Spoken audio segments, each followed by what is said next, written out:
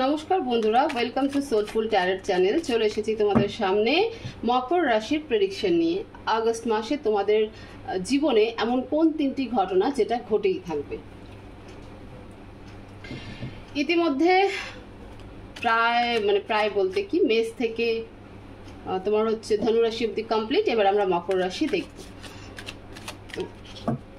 Prediction দেখার জন্য নিজের রাশি জানাটা ভীষণ ইম্পর্টেন্ট। তো তোমরা তোমাদের রাশি জেনে নিয়েই সেই রাশি অনুযায়ী প্রেডিকশন দেখো, ঠিক আছে? বাকি ঈশ্বরের উপর বিশ্বাস রাখো, ভরসা রাখো, পজিটিভ থাকো, প্রে করো। আমি কার্ড সাফল করছি, তোমরা প্রে করো যে আজকের এই রিডিং থ্রু ডিভাইন যেন তোমাদেরকে সঠিক মেসেজ দেয়, সঠিক গাইডেন্স দেয়। তো চলো আমি শুরু করছি। প্লিজ ডিভাইন, মকর রাশির ছেলে মেয়েদের জীবনে এমন কোন তিনটি ঘটনা যেটা আগস্ট মাসে তাদের সাথে হয়েই থাকবে? প্লিজ ডিভাইন গাইড করো। মকর রাশির ছেলে মেয়েদের জীবনে আগস্ট মাসে এমন কোন তিনটি ঘটনা যেটা তাদের সাথে ঘটেই থাকবে? প্লিজ ডিভাইন ক্লিয়ার মেসেজ দাও। মকর রাশির আগস্ট মাসে এমন তিনটি ঘটনা যেটা তাদের সাথে ঘটেই থাকবে। প্লিজ ডিভাইন মেসেজ দাও।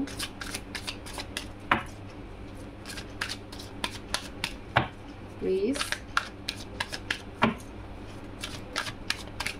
মকর রাশির ছেলে মেয়েদের জীবনে আগস্ট মাসে এমন কোন তিনটি ঘটনা যেটা তাদের সাথে ঘটেই থাকবে? Please divine message.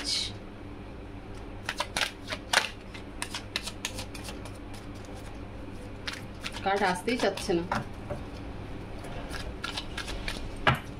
Please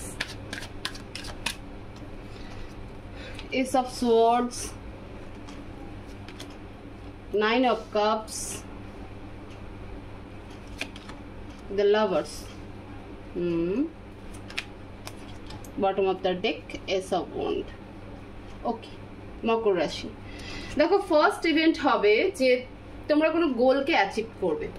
clarity তোমাদের মধ্যে চলে আসবে, ঠিক আছে? মানে একদম ক্লিয়ার কনসেপ্টে তোমরা কিন্তু সেই গোলকে অ্যাচিভ করার দিকে এগোবে। কারেন্টে যদি বলি, কারেন্ট এনার্জি কি তোমাদের? তো কারেন্ট এনার্জি তোমরা অলরেডি নতুন স্টার্ট শুরু করে দিয়েছো।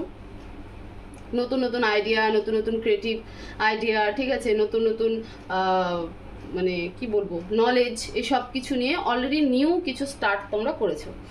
এবং আগস্ট মাসে যে ফার্স্ট ইভেন্টটা হবে সেই জায়গা থেকে তোমাদের মধ্যে একটা পুরো ক্লিয়ার কনসেপ্ট, মানে একদম ক্লিয়ার ফোকাসলি তোমরা সেই গোলের দিকে এগোবে, যেটা তোমাদের অ্যাম্বিশনস আছে। সেটা যে পারপাসেই হোক, সেটা আমরা পরে জানবো যখন আমরা এই কার্ডগুলোকে আরো ক্ল্যারিফাই করবো। সেকেন্ড ইভেন্ট যেটা হবে যে ইমোশনালি কোনো জায়গায় তোমরা ভীষণ চেপে থাকবে, মানে বলতে চাইবে না, সেটা তোমার পার্টনারকে হোক বা তোমার কোনো ফ্রেন্ডকে হোক, যে তুমি মানে তার প্রতি ভীষণ ইমোশনালি অ্যাটাচমেন্ট, বাট তুমি তার সামনে রিপ্রেজেন্ট করছো না। কেন করছো না সেটা হচ্ছে পরে দেখছি আমরা।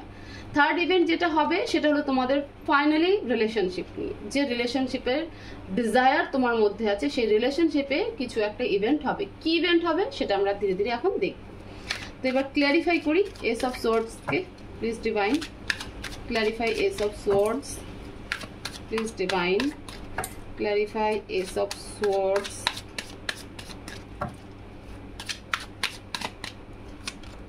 Three of Swords,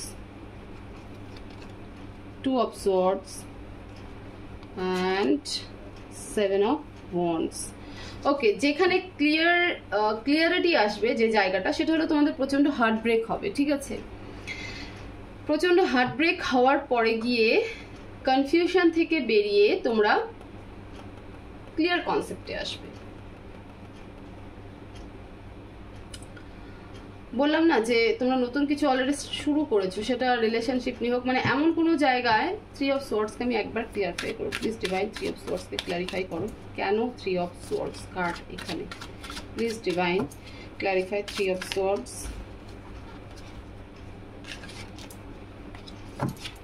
please clear message দাও, থ্রি অফ সোর্ডস কার্ড এখানে কেন? Please divine clarify three of swords.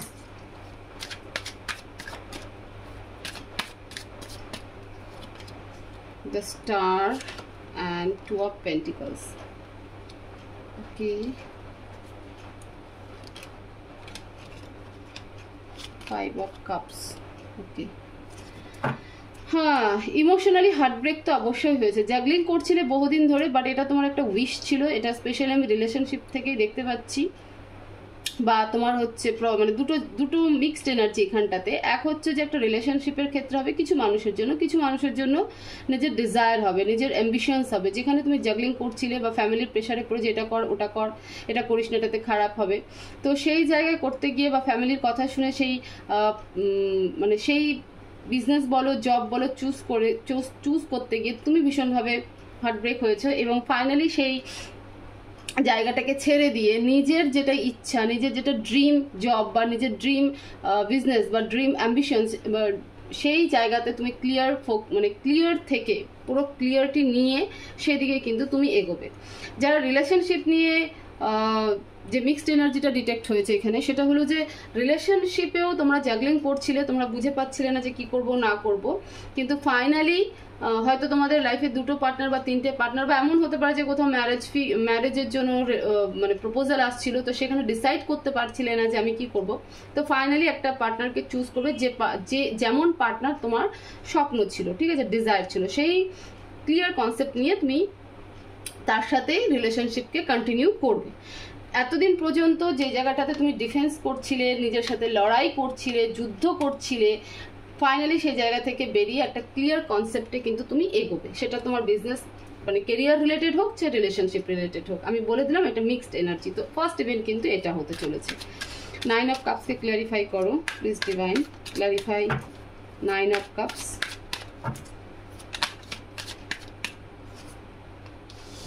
Judgement, clarify 9 of cups,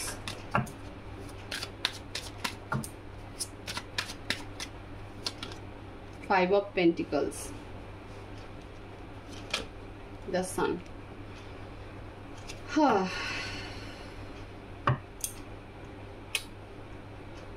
দেখো সেকেন্ড ইভেন্ট যেখানটাতে তুমি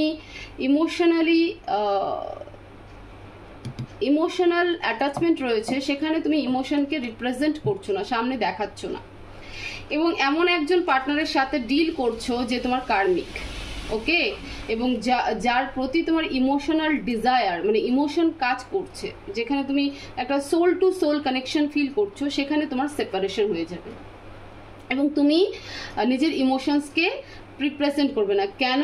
কারণ হচ্ছে যে তোমার লাইফে অলরেডি একজন পার্টনার রয়েছে এবং তোমার উপর একটা রেসপন্সিবিলিটি রয়েছে। হতে পারে তুমি ম্যারিড, ঠিক আছে, হতে পারে তুমি ম্যারিড, বা তুমি যার সাথে ডিল করছিলে সে ম্যারিড, তো তার ফ্যামিলি রয়েছে এবং সেই ফ্যামিলিতে তার রেসপন্সিবিলিটি রয়েছে।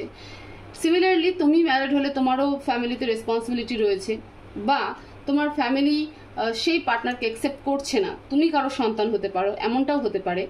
তো সেই জায়গা থেকে দাঁড়িয়ে তুমি তোমার রেসপন্সিবিলিটিকে চুজ করবে এবং যার সাথে তোমার ইমোশনাল বন্ড রয়েছে, যেখানে তুমি soul to soul connect feel করো, বন্ড ফিল করো, সেখানে তোমার সেপারেশন হয়ে যাবে। এবং এতটাই ইমোশনাল অ্যাটাচমেন্ট এই সম্পর্কটাতে থাকা সত্ত্বেও তুমি কিন্তু সেখানে প্রেজেন্ট করবে না।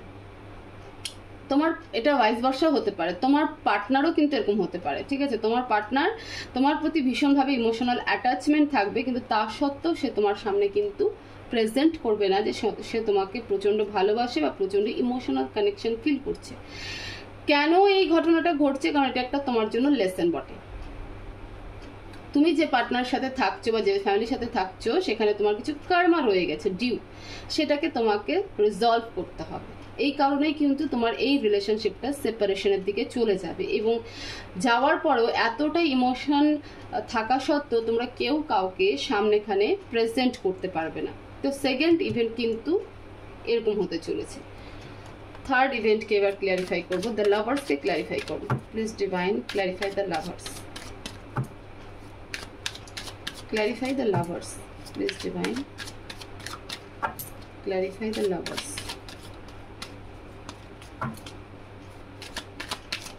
please divine, clarify the lovers,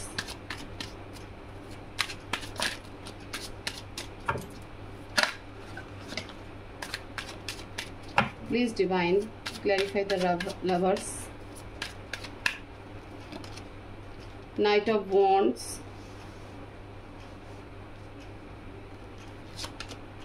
King of Pentacles, Wheel of Fortune.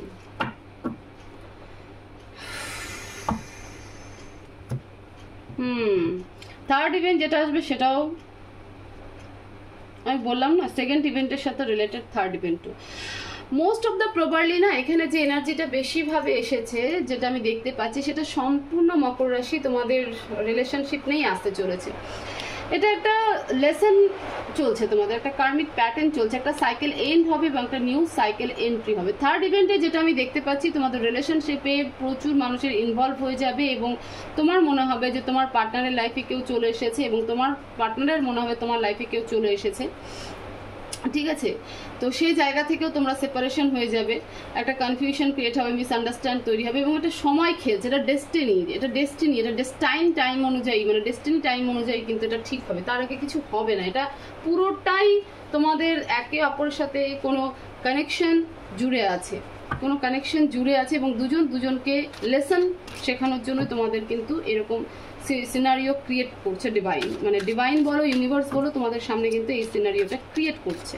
তোমাদের দুজনের কোনো কন্ট্রাক্ট আছে, ঠিক আছে? এবং তোমরা সেই কন্ট্রাক্ট তখনই ফুলফিল করতে পারবে যখন তোমরা একে অপরের কাছ থেকে শিখবে। মানে এই লেসন নেওয়াটা ভীষণ ইম্পর্টেন্ট। যতক্ষণ এই লেসন না নেবে ততক্ষণ কোনো কিছু ঠিক হবে না। তো থার্ড ইভেন্ট তোমাদের পুরোটাই রিলেশনশিপ নিয়ে থার্ড ইভেন্ট, যেখানে সময় পুরো খেলছে। তোমার মনে হচ্ছে যে তোমার পার্টনার কেন তোমার সাথে এরকম করছে, আর তোমার পার্টনারের মনে হচ্ছে মানে তুমি কেন এরকম করলে, তুমি তো আমাকেই পছন্দ করতে, আমাকেই ভালোবাসতে, আমার সাথে ইমোশনাল অ্যাটাচমেন্ট, তারপরেও কেন তুমি আমার সাথে তো রুড, এত ইগোস্টিক এনার্জি দেখাচ্ছ। প্লিজ ডিভাইন হুইল অফ ফরচুনকে ক্লিয়ারিফাই করো। তো পুরোটাই সময় খেলছে। 7 of Cups, Queen of Wands, এই কার্ডটা আমি শুরুতে নিতে চাইনি বাট নিলাম। আমি বললাম না যে পুরোটাই দ্য হাই প্রেস্টিজ, দেখো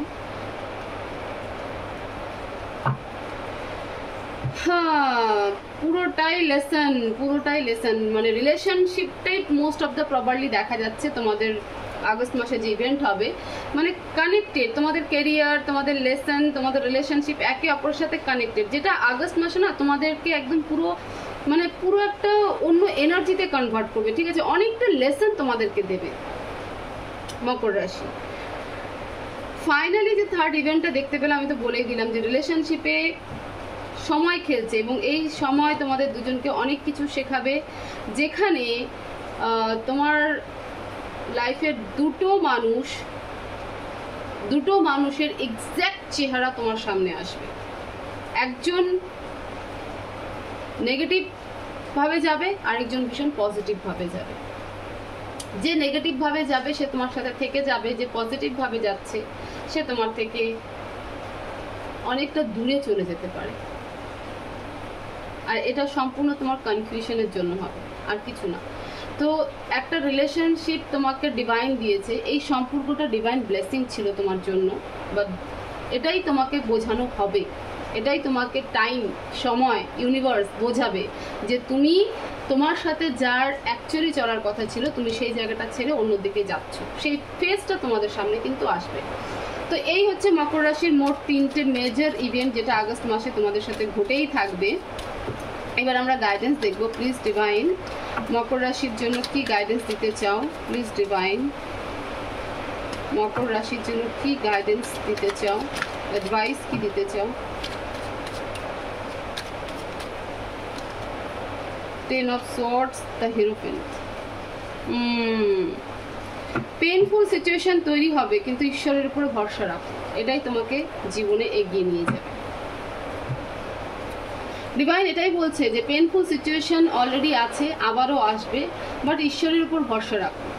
নিজের চাবিকাঠি নিজেই তুমি, ঈশ্বরের উপর ভরসা রাখো, সে তোমাকে ঠিক রাস্তা দেখাবে। পজিটিভ থাকো, অনেস্ট থাকো, লয়াল থাকো, চেনার ক্ষমতা দেখাও, ইনটিউশনকে দেখাও, ঠিক আছে? ঠিক ভুলের মধ্যে পার্থক্য করা শেখো, তবে গিয়ে তোমার জীবনের চেঞ্জেস আসবে, তবে গিয়ে ঠিক হবে। এটা তোমাদের জন্য লেসন। আর কি বলবো, মানে গাইডেন্সও এরকমই এসেছে, আর কিছু বলারই নেই এখানে। গাইডেন্সও এরকমই এসেছে, ভালো তো অবশ্যই হবে, কিন্তু তোমাকে আগে শিখতে হবে, যতক্ষণ তুমি না শিখবে ততক্ষণ তুমি এরকম এনার্জিতে থাকবে। তো 10 অফ সোয়ার্ডসের এনার্জি থেকে বেরো, নেগেটিভ কনফিউশন এই সব কিছু থেকে বেরো, ইউনিভার্সের উপর ভরসা রাখো, ঈশ্বরের উপর ভরসা রাখো, সেই সুপার পাওয়ারের উপর ভরসা রাখো, সব কিছু ঠিক হবে।